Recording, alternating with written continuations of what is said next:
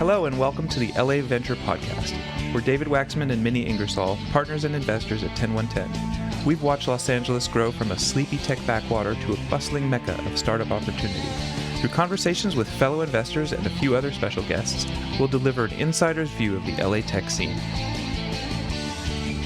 Hey, we are so lucky to have Stender Sweeney with us today. Stender is chair of the Pasadena Angels. They are the most active angel investing group here in LA, I believe. In addition to being very active angel investors, they've also raised a fund that they invest out of. And just really thrilled to have you here, Stender, and excited to learn more about what the Pasadena Angels are up to. Well, isn't that nice of you, Minnie? I got to say that even though we like to claim that we're the most active, the Tech Coast Angels do have a larger portfolio and invest about 2 times what we do every year. Now, there are 4 times as many of them in 5 chapters, and we're just one little chapter tucked away in Pasadena, but we try to hold our own. Oh, great. Is that true in dollars as well as number of companies? That's what I meant, dollars. Okay. Yeah. Got in it. terms of the number of companies, I'm going to guess that ours and their deal size is about the same. We've done them as small as $250, and well, an occasional one will get over $1 million, but $250 to $750 is about our sweet spot. Now, if the company needs more, we'll collaborate. We love syndication with other angel groups or even with some of the incubators, and we hope to be doing things with you.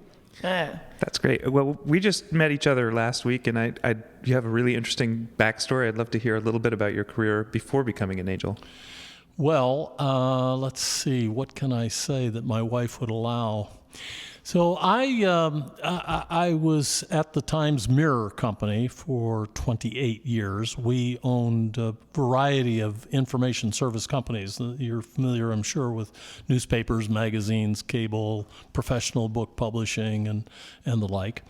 But for me, the most engaging part of it was buying and selling these little companies, doing the M&A activity.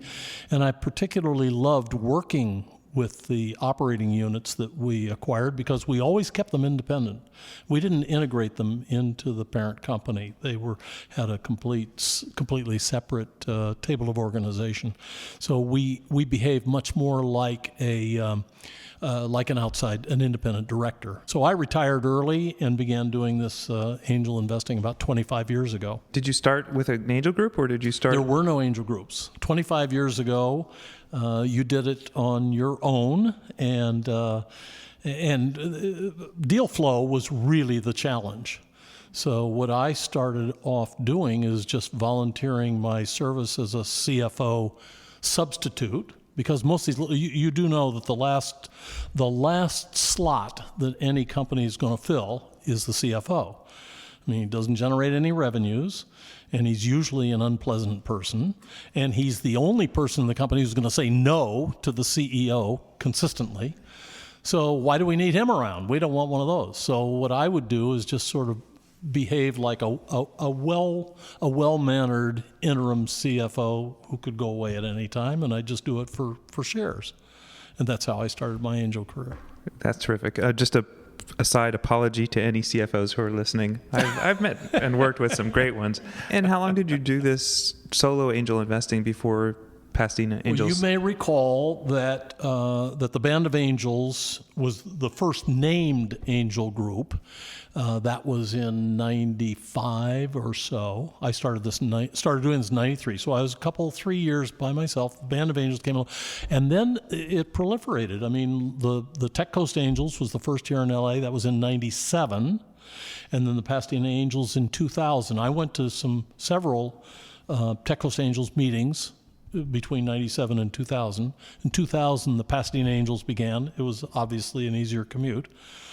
It wasn't as tough then as it is today to get over here to the west side. But when the Pasadena Angels started, I gravitated towards them. I joined that organization 18 years ago. And now you have over 100 members, I believe. Yes, we are 110 now. Do I have to tell the truth here? Yes. No. Funny. Just somewhere in between. Okay. Well, not every one of those 110 people writes a check. Astonished. Yeah. No, that's shocking, I know. But I would say that we're probably 75 check writers. And so, some of these folks are really advantageous to have. Any volunteer organization is going to have some deadwood, and we'd like to think that we don't, but we do. But I kind of think because you've been doing this for so long, it's interesting to hear in 2000 when it started, has it changed a lot? Obviously, the membership has grown, I imagine. Changed dramatically. Think of a social club that likes to invest. That's what they were. That's what we were. I'm not blaming anybody. That's what we were. It was we would meet with some regularity, but what we didn't have is we didn't have the disciplines. We didn't have the funnel, the systematic way to determine how to screen companies that came across. And as you know, Minnie, we have that Wednesday morning cycle. So on the third Wednesday of the month, we're going to see those 8 to 10. The next Wednesday, there will only be 4 of them. It's kind of like musical chairs. And then the following Wednesday, which is most Wednesdays going to be the first Wednesday of the next month, will be at 2. And those 2 are going to present to our broader gathering. So you go from 8 companies to 4 to 2. And then at that first Wednesday, those 2 companies present to 50. How many people are in the room then? Or There probably will be 50 to 75, something like that. And then what's going to happen immediately after that, when that meeting ends, the last thing we do before ending the meeting, the last thing we do is we require that the angels in attendance tell us whether they like this company number 1, company number 2, or neither. And 10 minutes later, we're sitting with them in due diligence, and we're going to have a 45-minute or hour diligence session with them. And at the end of that scheduled meeting, we need to have a deal lead, and we need to have 3. We could live with 2. So a total of 3 angels who indicate, yeah, this could be a company that I would be interested in investing in. With that amount of commitment from our group, we'll schedule a meeting the following Wednesday for a real deep dive. That deal lead's job is to keep this thing on the track. And what we say to him is, or her, is you've got a certain amount of time. And for the most part, if the company's ready for us, that time is going to be less than 30 days. The deal's got to be done. if I'm an entrepreneur coming to pitch at that first Wednesday meeting, how often do I actually come out of it with money? So we're really 10 meetings a year. So that means we will have seen 20 companies at the breakfast. And last year we did 16 new deals. Mm-hmm. So, Does anyone get plucked out of the earlier sessions by an angel or an individual who really wants the deal, even though it didn't make it through the process? Oh, yes. So there's 2 things that happen to the people who don't make it out of the process. One is you're going to get a very friendly goodbye. I mean, it isn't just, sorry, pal, you didn't make it, kick them down the stairs. It's here's what we liked. Here's what didn't work so well for our group. We'd like to suggest that you think about this, and this, and maybe one of them is coming to an incubator or an accelerator to get to the place where we would be interested. So we try to offer helpful advice. The other thing that oftentimes is going to happen is that 1, 2, 3, 4, or 5 of our angel investors are going to say, I know it didn't come through the process, but I'm going to follow them. And they'll go, maybe that company's going to end up part of what we recommend. Go talk to the Tech Coast Angels. Go talk to these guys, and maybe we'll have some of our people who do that. I've invested, as Minnie knows, my portfolio includes a fair number of companies that did not go through the Pasadena Angel process completely. Got it. But still, the 16 out of 20 is 80%. So of those two companies that make it to that first Wednesday, you guys are writing some sort of check into a lot of them. Chances are pretty good that something's going to happen. That's great. And I must tell you, I didn't look at this schedule beforehand, so I don't know what happened to the other four. Yeah. It's quite possible that some of our people did write checks. So do you ever have problems making room? Do you get a great company, everybody agrees, you got 75 angels looking at it, and We have a terrible time. David, you guys are creating an awful problem for us because here you are out here generating enthusiasm for these entrepreneurs, and our poor little funnel is only this wide. What we've discovered is that we're not moving fast enough for the entrepreneurial community, and we're not seeing enough of the deals that are out there. So if we could develop a friendly working relationship with TenOneTen, by way of example, you've heard of them, I'm sure. What we would love to be doing is finding companies that you're already invested in or very interested in and working with you. And what we're going to do, and please don't ask me how we're going to do this because I don't know yet, but what we're going to do is we're going to jump the line. There is, get ready for this, there is what we call Fast Pass. Nice.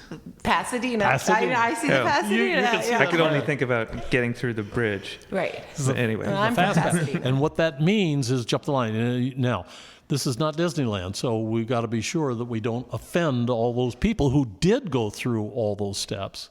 And that's going to be the challenge to making it happen. But we definitely know that we must move faster than we have in the past. The fastness that you are saying, that's if I already have a deal that I've already maybe written a term sheet for part of the round. But just in your more regular case where someone doesn't already have a term sheet from some aggressive fund like ours, how long does it take after that Wednesday meeting? Now I've got a deal lead. You're doing all that diligence. I also think one knock on angel groups generally sometimes is that part of the diligence where every particular angel wants a particular something, and it's like, oh, so-and-so wants this customer reference and so-and-so wants that piece of financials, and that can be a drag. And he's the third person to ask. Yes. Because somebody asked that exact question last Wednesday, and they answered it. Right. And then on Thursday night, somebody sent them an email.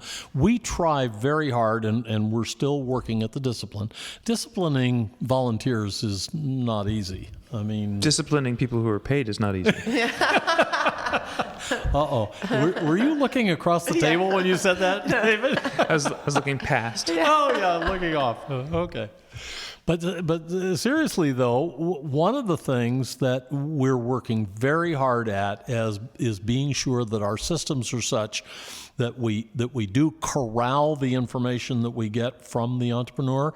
We put it in a place that is accessible to everybody, and we tell folks who are interested in that deal, you must have familiarized yourself with what's on Gust. Why should people come to Pasadena Angels? What's a good case to come to you guys? Only if you want the money. Okay. I can't think. Well, we're friendly, so and Minnie knows free breakfast. We tend to prefer companies that are B2B rather than B2C. We love SaaS, doesn't everybody? Mm-hmm. There are certain things that we try to avoid. We're not always successful at doing that, but the health sciences and the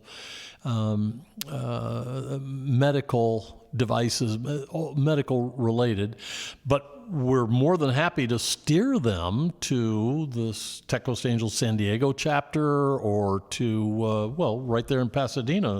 Are you familiar with Jay Goss and Yep. John Mackel?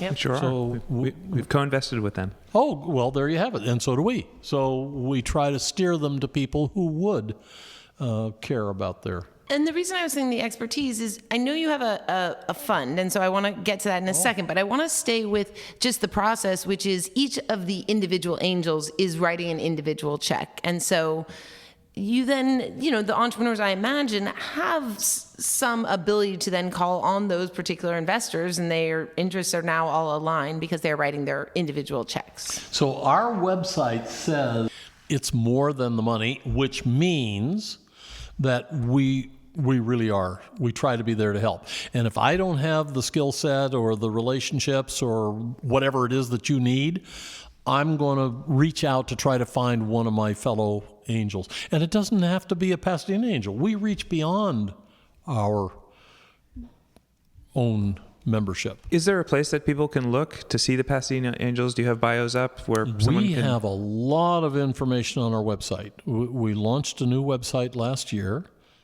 And you want to give us the address? No, it's a secret. Okay. It's PasadenaAngels.com. But I'm going to tell the two of you. I'm going to tell the two of you only.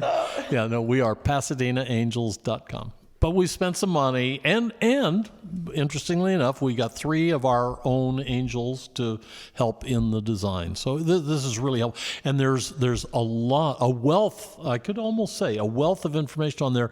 If you go to the banner that says for entrepreneurs, it tells you a lot, not just how to apply for money from us, but a lot of the things that you would want to know as you're seeking money wherever you are. Great. So most of the time, an entrepreneur, you said this right at the top, but most of the time you get through this process, angels are writing individual checks, but then there's also a Pasadena Angel Fund. But just how much, can you just remind me how much that check typically, or how much money they're getting usually? So you're really insistent on pulling that fund out of here, aren't you? No, you tell me whatever you want, Stender. I know. So the fund... our first fund. So as I said before, we're 19 years old now. We did our first fund. We should have done a fund 10 years ago, but we didn't.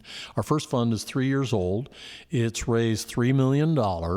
They have already committed they've committed 2.2 of that 3 million is already committed.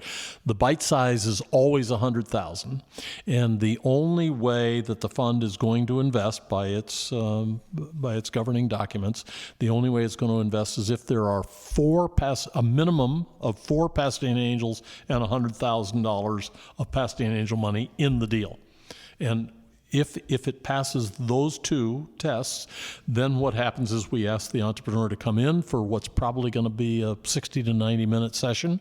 They have access to all the due diligence that was used in order for those angels to invest individually, and now they drill down to say, is this right for the fund? And so most of the entrepreneurs, fund or no fund, the entrepreneurs that get funded walk away with how much money again? Well, if the deal is a $250 to $750 deal, and then they might see another 100 from the fund. My recollection is that of the 24, maybe it's 25 companies that have come before the fund, 22 have been funded. So only 3 of those companies were turned away.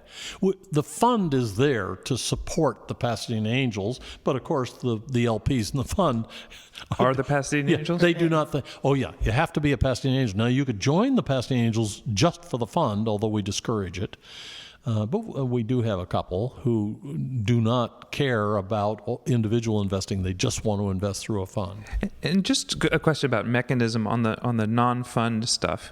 So if you have 5 angels who are interested in investing in a company, is there a single vehicle created for them, or they come in as 5 checks? We haven't yet done that. What Minnie said before is exactly right. Every angel writes his or her own individual check. We are exploring SPVs, and we'll probably do that, although it's probably going to be more for situations where there's a minimum. Our angels tend to write checks between 10 and 25. Maybe there are a few angels who will write a $50,000 check, but that's not mostly what we are. Interestingly enough, our minimums were 25 up until 2008. That crash of 2008 changed a lot for us. So we discovered that we had to tell the entrepreneurs you're going to have. It got a lot easier with the digital cap tables too. I mean, when the attorneys were cranking out these certificates for everybody and maintaining all that data by hand, it was a real pain. But now that most of the companies that come through are using the digital cap table, and it's ever so much easier for them, so they can take more investors with smaller checks, and they're not going to have 20 angels chasing after them for individual. That deal lead that we talked about being the channel for communication, that continues after the checks are written. And so these are usually checks. This is debt. This is a note with a cap on it. We hate notes. Minnie, sorry. Stop saying that we hate notes. But yes, we do. What percentage are notes versus equity? I'm sorry to tell you that it's more. I'm going to guess of late, it's probably more than half. Or the entrepreneurs. You made it sound. I felt horrible. I had you mischaracterized. Some of you people have allowed. This is like letting your children eat candy before dinner, Minnie. But I mean, you let these people, these entrepreneurs, sort of dictate. Oh no, we're not going to spend the money to do a priced round, and it'll take too long, and it's too annoying, and there's all these negotiations. Let's just do a convertible note. Okay, right. That's terrible. Right. But I'm sorry to say we do it. If we have the ability to say, no, you're going to do a price round, then we'll do that. But if we're going to lose the deal because of arguing over the terms, then we'll go with the convertible note. And angels to me still implies early. Although I think that you still, knowing a little bit about your investments, I still think the companies you're funding are not extremely early.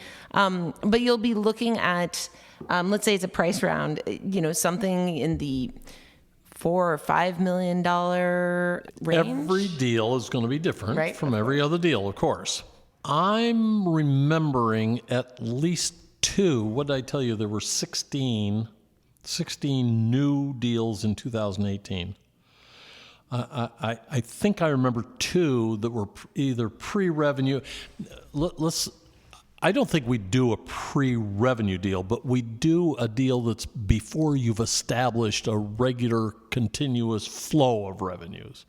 If there's a dog out there that ate the dog food at least once, $2 to $4 million. $2 to $5 million. If the company's further down the road, and it's in our sweet spot. If this is a SaaS company, and they really have established revenues, maybe it's $500,000 recurring, annualized recurring revenue. If it's that, we could get to 5.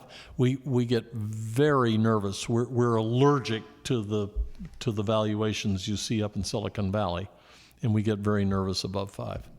How about advice that you give to people coming to pitch you? The place where we really do, I think, offer and almost insist on advice being heard is in the area of corporate governance. Most of these companies are not yet familiar enough with the disciplines that corporate governance is going to require. Anything specifically that? Yeah. What is the board of directors?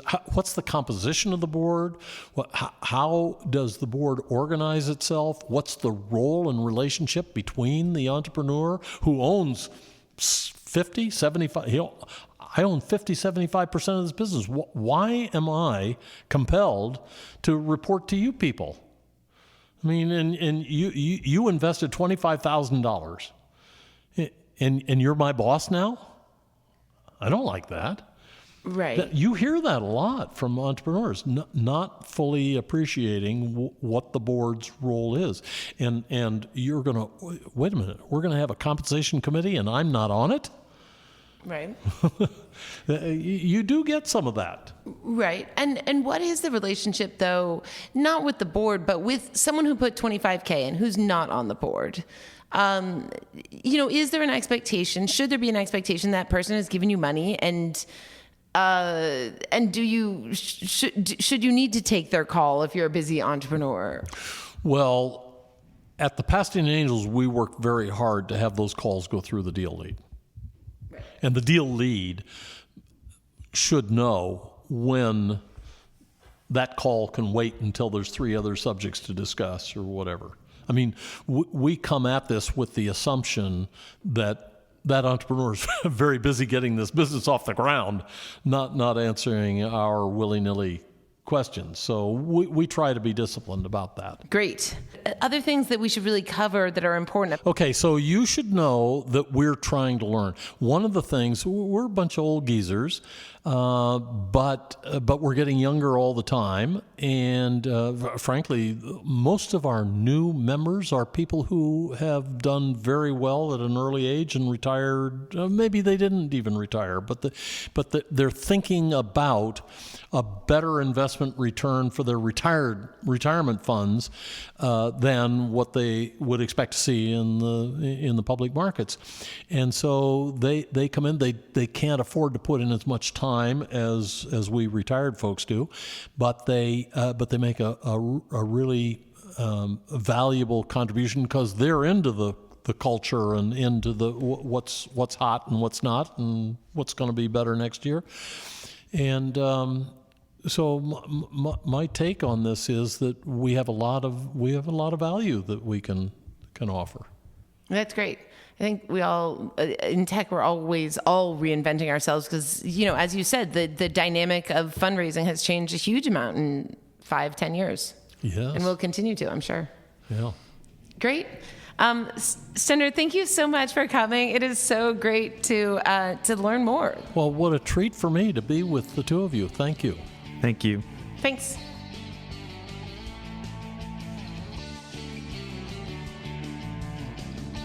Thank you for listening to our shows. In full disclosure, Stender and I have known each other since I was about 4, and I struggled not to call him Mr. Sweeney throughout.